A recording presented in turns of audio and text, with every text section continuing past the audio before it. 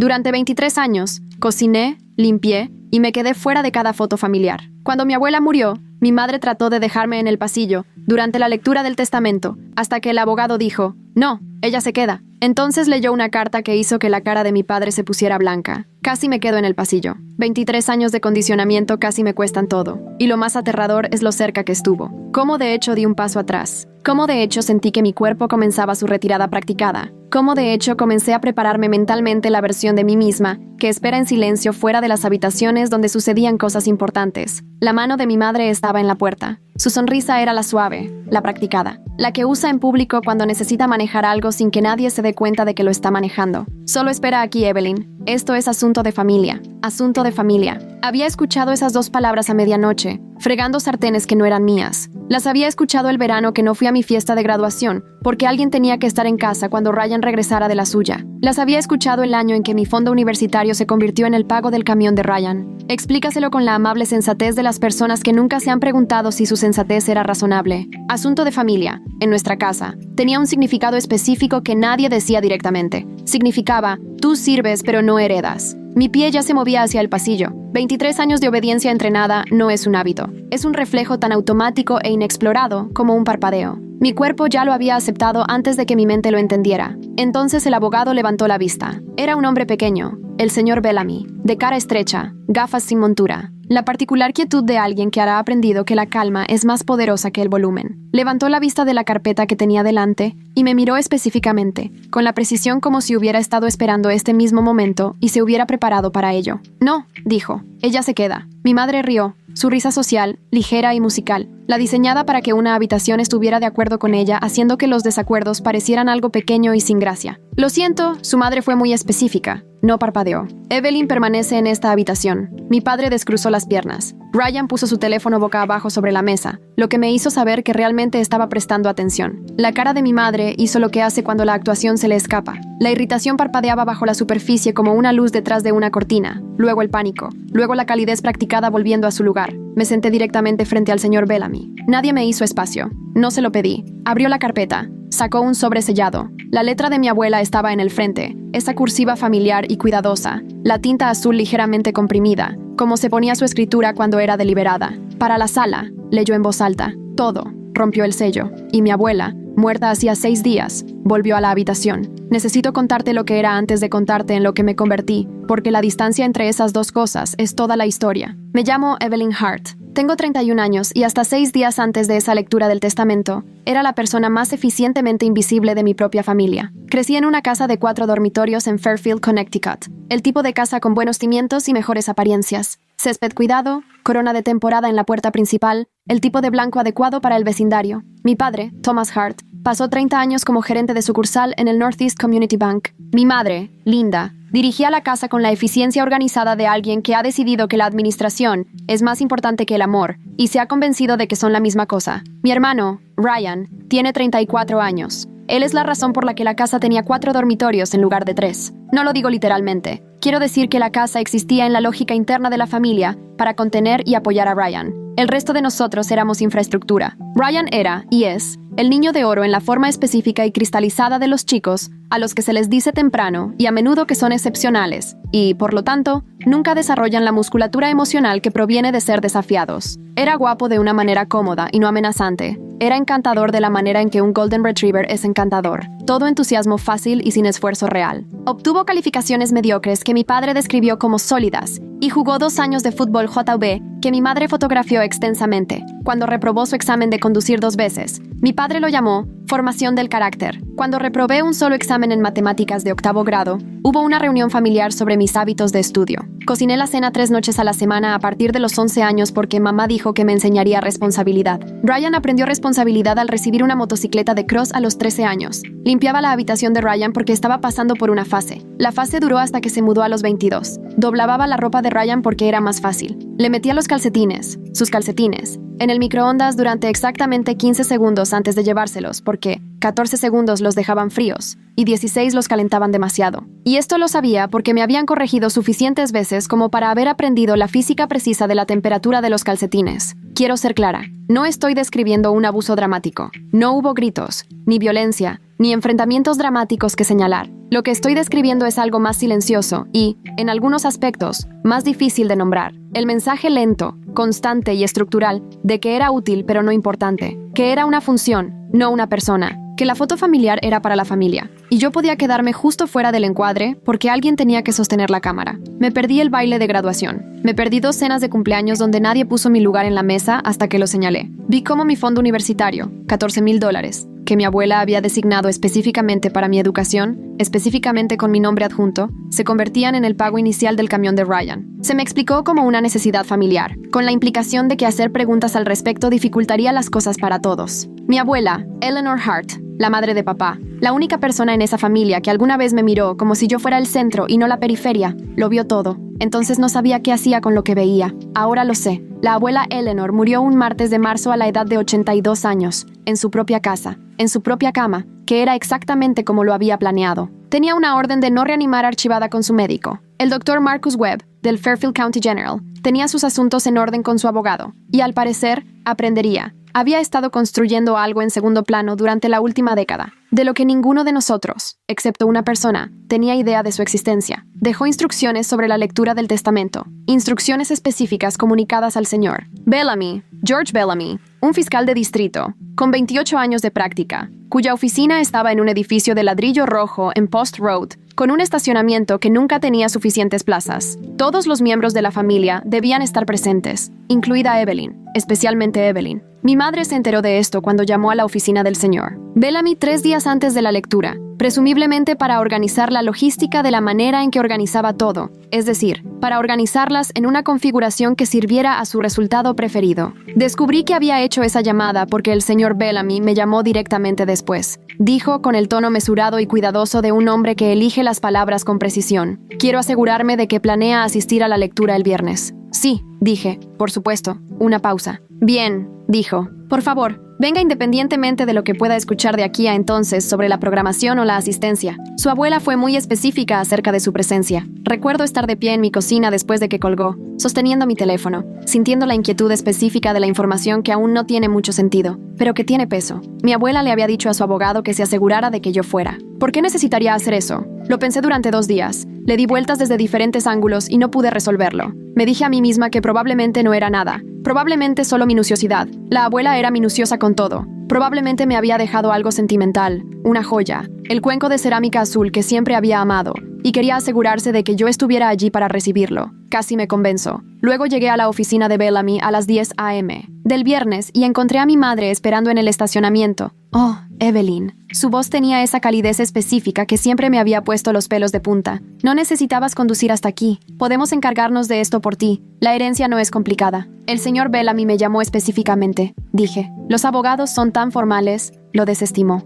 «Es solo un procedimiento. Asunto de familia, cariño. ¿Por qué no esperas en casa? Te llamaré cuando terminemos». Asunto de familia. Esa frase. Ahí estaba. Dije que esperaría dentro y la seguí al edificio. Y fue entonces cuando intentó lo del pasillo. Y fue entonces cuando el señor Bellamy dijo: «No, ella se queda». Y la puerta al resto de mi vida se abrió. Él leyó la carta con una voz que era completamente, deliberadamente neutra. Esa fue la elección correcta. Mi abuela la había escrito y no necesitaba ninguna actuación. El peso estaba en las palabras, la acumulación de detalles. La precisión específica, nombrada y fechada de una mujer que había pasado años observando y escribiendo cosas y no diciendo nada, esperando el momento en que el decir importaría. Comenzó con la silla, el sillón en la sala de estar, con orejeras, color burdeos. La silla de mi abuela cuando visitaba, en la que a Evelyn no se le permitía sentarse, no por ninguna regla establecida, sino por la forma en que Linda la miraría si lo hacía. Una mirada tan practicada, tan eficiente, que la silla se volvió intocable, sin que se dijera una sola palabra al respecto. Nombró la cena de cumpleaños,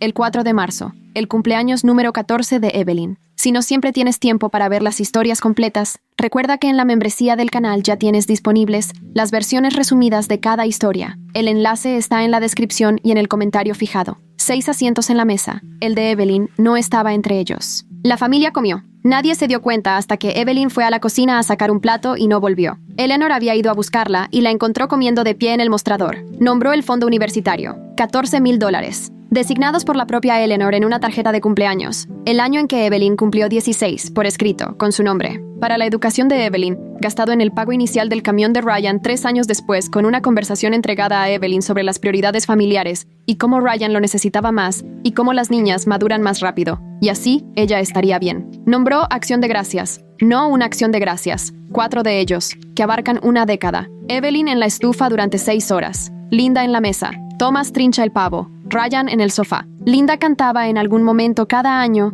con la voz brillante y aprobatoria de alguien que hace un cumplido. ¿No es Evelyn tan útil? Como si ser útil fuera lo único que se le permitía hacer, como si ser útil fuera su propia recompensa. El señor Bellamy leyó todo sin inflexión, sin detenerse a manejar la reacción de la sala, sin ninguna conciencia visible de que la cara de mi madre se había puesto del color de la leche vieja, o de que Ryan había dejado de fingir que miraba su teléfono, o de que las manos de mi padre estaban muy quietas sobre la mesa. Leyó durante 11 minutos. Lo sé porque estuve mirando el reloj de la pared como había mirado los relojes durante 23 años. El hábito de alguien que ha aprendido a controlar el tiempo para saber cuándo terminarán las cosas, para tener un contador interno funcionando incluso cuando todo lo demás es abrumador. 11 minutos. Cuando terminó, la habitación estaba tan tranquila que podía oír el sistema de ventilación del edificio. Mi madre se movió primero, como siempre lo hace. Madre estuvo muy enferma hacia el final, dijo. Su voz era cuidadosa, estructurada, utilizada como una herramienta. Su mente, dijo el señor Bellamy. Y su voz había cambiado, todavía plana, pero con algo debajo ahora. Algo definitivo lo suficientemente claro como para ejecutar un documento legal, presenciado por 3 partes, incluido su médico personal y 2 miembros de este estudio. El documento se preparó durante 8 meses. Se revisó 4 veces. Dejó la carta sobre la mesa con un movimiento leve y preciso. ¿Procedemos con la herencia? Mi madre cerró la boca. La herencia era más grande de lo que sabía. La abuela Eleanor había vivido modestamente. Una casa pequeña en Milford, un coche razonable, ropa modesta, dulces de caramelo de la farmacia, las mismas cortinas de cocina durante 20 años. La apariencia de alguien que vive con cuidado con un ingreso fijo. La apariencia. Había trabajado durante 35 años como contadora, primero para una empresa de fabricación en Bridgeport y luego para 2 empresas más pequeñas a cuyos dueños había sobrevivido. Era buena con los números de la forma en que las personas tranquilas y precisas son buenas con las cosas, sin alardear, simplemente correcta, confiable y siempre. Había invertido desde los 30 años. Cantidades pequeñas consistentemente, dividendos reinvertidos, fondos indexados de bajo costo antes de que ese fuera el lenguaje que la gente usaba para ello.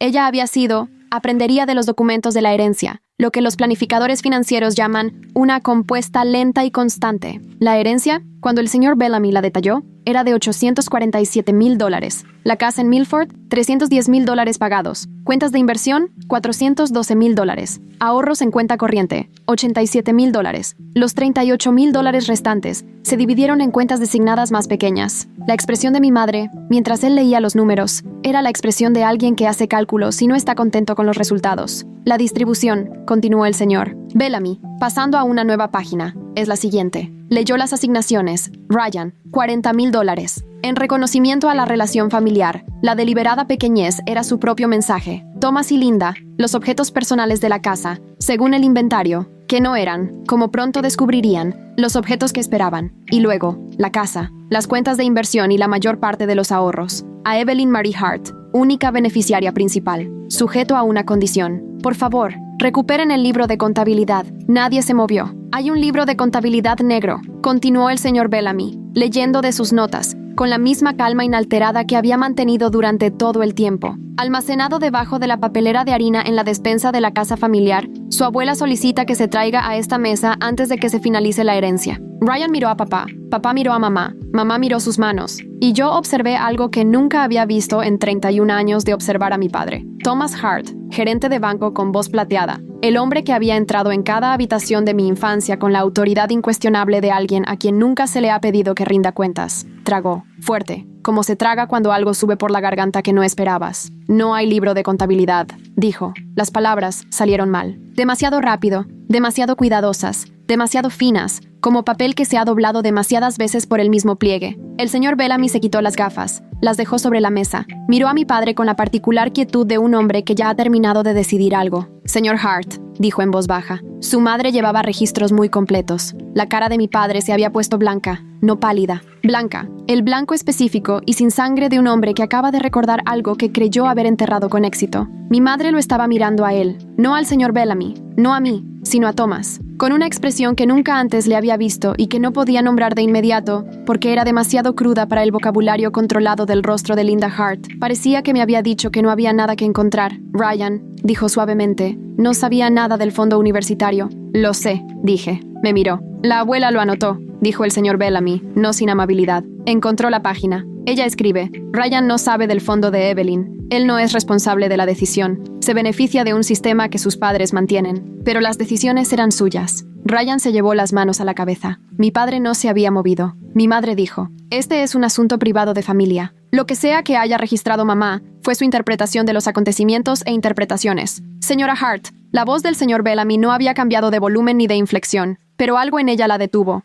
Los registros financieros no son interpretaciones, son transacciones documentadas. Su madre las cotejó con extractos bancarios, que también están en este archivo. Levantó la parte trasera del libro de contabilidad, un bolsillo escondido dentro de la contraportada, fotocopias de extractos bancarios, sujetadas con clips en orden cronológico. Mi madre no dijo nada. La herencia, dijo el señor Bellamy, cerrando el libro de contabilidad, se distribuye de la siguiente manera. A Evelyn Marie Hart, la casa, las cuentas de inversión y los ahorros principales, que suman aproximadamente $809,000. Adicionalmente, su abuela ha solicitado, no requerido, solicitado, que las irregularidades financieras documentadas en este libro de contabilidad sean abordadas por sus padres directamente con usted. Ella deja la forma de esa dirección a su discreción. Me miró. Ella entendió que quizás no lo quisieras. Ella escribió, Evelyn no está obligada a perseguir nada. Se ha ganado la paz, pero merece saber lo que le fue quitado. Y ellos merecen saber que ella lo sabe. La habitación estaba muy silenciosa. También debo informarle, dijo el señor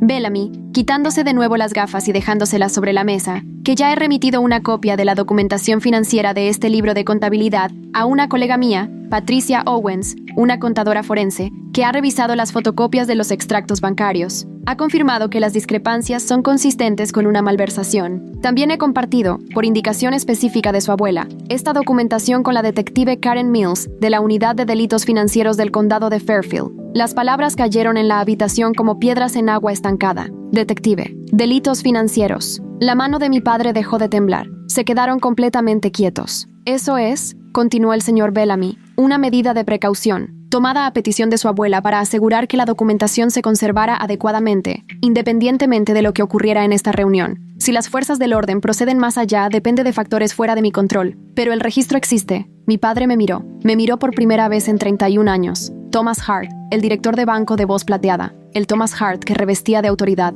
me miró con algo para lo que no tenía palabras en ese momento, y que desde entonces he identificado como la expresión de un hombre que ha sido completamente visto. Evelyn, dijo. Su voz salió del tamaño equivocado, demasiado pequeña, demasiado incierta, la voz de un hombre que ha perdido lo que lo hacía grande. No respondí, no necesité hacerlo. La detective Karen Mills de la Unidad de Delitos Financieros del Condado de Fairfield llevaba 17 años en la fuerza, 9 de ellos en la división financiera. Me llamó 4 días después de la lectura del testamento. Su voz era directa y eficiente y libre de la particular calidez que a veces se usa para rebajar las expectativas de la gente. Señora Hart, dijo, he revisado la documentación enviada por el señor Bellamy. Me gustaría programar una reunión. Nos reunimos en su oficina el martes siguiente. La documentación que mi abuela había reunido, me dijo la detective Mills, estaba inusualmente bien organizada. Lo dijo con la seca apreciación de alguien que suele trabajar con pruebas mucho más desordenadas. Los extractos bancarios, cotejados con las entradas del libro de contabilidad, le daban una imagen financiera clara.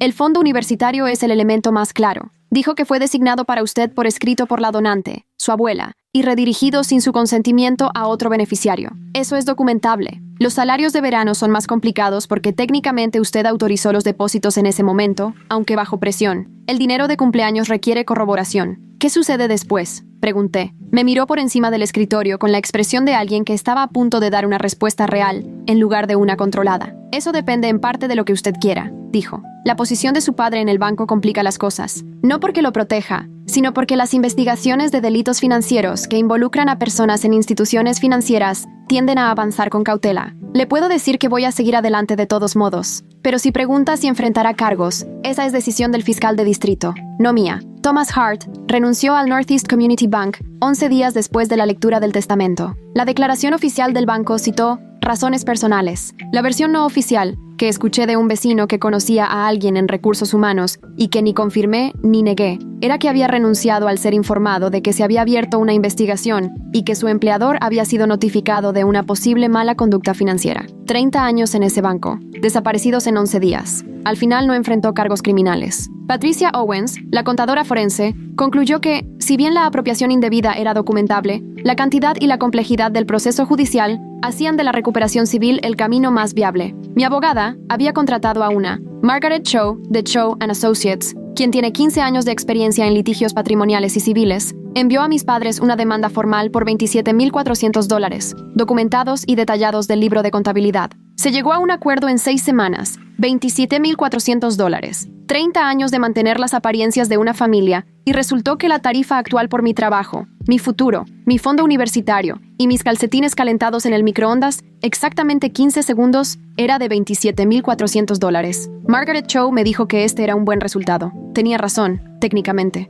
Deposité el cheque y no sentí lo que pensé que sentiría. Quiero hablarte de la casa. La casa de mi abuela en Milford es pequeña, con 400 pies cuadrados, 3 dormitorios, una cocina con cortinas amarillas que ella eligió en 1987 y nunca cambió porque le gustaban. Hay un porche trasero donde solíamos tomar el té, donde yo solía contarle cosas que no le contaba a nadie más, donde aparentemente ella escuchaba con la atención concentrada y silenciosa de alguien que toma notas que luego le daría a un abogado. Me mudé en mayo. Empaqué mi apartamento en 2 viajes, lo que te dice algo sobre cómo había estado viviendo, y desempacé en habitaciones que se sentían a la vez completamente nuevas y profundamente familiares. El cuenco de cerámica azul que siempre había amado estaba en el armario de la cocina. Ella me lo había dejado allí. Había una nota debajo. Siempre te vi buscar este. En el segundo dormitorio, monté una oficina. Ahora trabajo a distancia. Había estado haciendo trabajo administrativo para una empresa de gestión de propiedades, lo que pagaba lo suficiente, pero no bien. Y en los meses posteriores a la lectura del testamento, con la particular claridad que se obtiene al reestructurar tu vida, había comenzado a planificar realmente lo que quería en lugar de lo que quedaba, después de que se satisfacieran las necesidades de los demás. Volví a la escuela en septiembre. Me inscribí en el programa de contabilidad en Southern Connecticut State, tiempo parcial, en línea, pagado en efectivo de las cuentas de inversión que mi abuela había pasado 40 años construyendo. Pensé mucho en ella durante esas primeras semanas de clase, en el hecho de que había sido contadora durante 35 años y había visto los números como un lenguaje, como un registro, como una forma de decir la verdad. Había usado ese lenguaje para escribirme una carta que recibí después de que murió. Había convertido su habilidad profesional en un acto de amor tan específico y tan completo que la había sobrevivido. Ryan me llamó 2 veces en el mes posterior a la lectura. Estaba diferente al teléfono de lo que esperaba. No se disculpaba exactamente, porque creo que la maquinaria de su privilegio está demasiado arraigada para que él la desmonte por completo, en una llamada telefónica, pero más tranquilo, más cuidadoso, dijo en la segunda llamada. No sabía lo que estaban haciendo. Lo sé, dije. La abuela lo escribió. Una pausa. Ella te estaba cuidando, dijo, incluso cuando nadie más lo hacía. Sí, dije, lo hacía. Mis padres y yo no hemos hablado desde el acuerdo. Mi madre envió un mensaje de texto en agosto. Espero que estés bien. La familia es complicada. No respondí. Lo leí 2 veces. Luego dejé el teléfono y volví a las cortinas amarillas y al cuenco de cerámica azul y al porche donde mi abuela solía sentarse conmigo y escuchar. La familia es complicada. Mi madre tiene razón en eso. De la manera más limitada y egoísta, la familia es complicada. La familia también es a veces una mujer sentada en la mesa de la cocina durante décadas, observando y grabando y esperando. No venganza, sino el momento en que la verdad podría importar. Cuando podría ser entregada en una habitación llena de gente que nunca esperó rendir cuentas y realmente aterrizar. Estuve fuera de las fotos familiares durante 23 años. Mi abuela me vio allí, lo vio, lo documentó, y luego le entregó a un abogado un sobre sellado y un cuaderno de composición y un conjunto de extractos bancarios. Y ella dijo, lee esto delante de todos ellos. Y el abogado levantó la vista y dijo, ella se queda. Ahora, en mi escritorio, hay una fotografía, mi abuela y yo,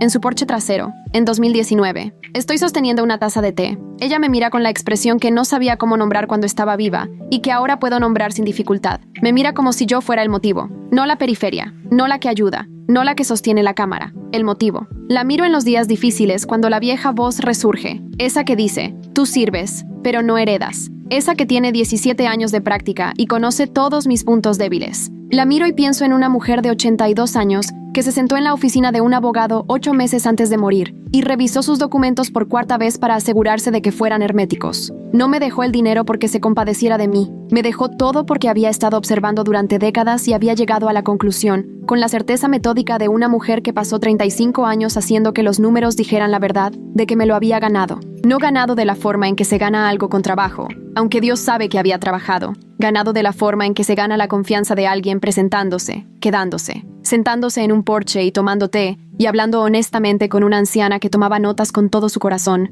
incluso cuando no sabías que lo hacía. Mi padre perdió su trabajo. Mi madre envía mensajes de texto que no contesto. Ryan y yo hablamos a veces. Es extraño y cuidadoso y ocasionalmente real, lo cual es probablemente lo mejor que puede ser. La caja de harina está en la cocina de mi abuela ahora. Es mía. No la moví. La mantuve en el tercer estante, de cerámica con un borde pintado de azul, exactamente donde siempre ha estado. Sé lo que hay debajo. Nada ahora. El libro de contabilidad está en una caja ignífuga en mi oficina, junto con el resto de los documentos de la herencia y la carta que el señor Bellamy leyó en voz alta en esa sala de conferencias. No necesito abrirlo, solo necesito saber que existe. Mi abuela construyó un registro de mi vida cuando yo estaba demasiado entrenada para construir uno para mí. Esa es la cosa a la que vuelvo. La cosa que no puedo superar del todo. La cosa en la que pienso en la cocina con las cortinas amarillas y el cuenco de cerámica azul y el vapor que sube de mi té. Ella me vio. Todo. Cada domingo me quedaba fuera del encuadre. Cada cena de cumpleaños con 5 cubiertos. Cada calcetín calentado en el microondas exactamente 15 segundos. Cada futuro que fue silenciosa y razonablemente redirigido a otro lugar. Ella lo vio y lo anotó y lo guardó a salvo para mí hasta que estuve lista para recibirlo. Siempre te vi buscar este. Me dejó más que dinero. Me dejó la prueba de que valía la pena ser vista y que, al final, esa fue la herencia que importaba.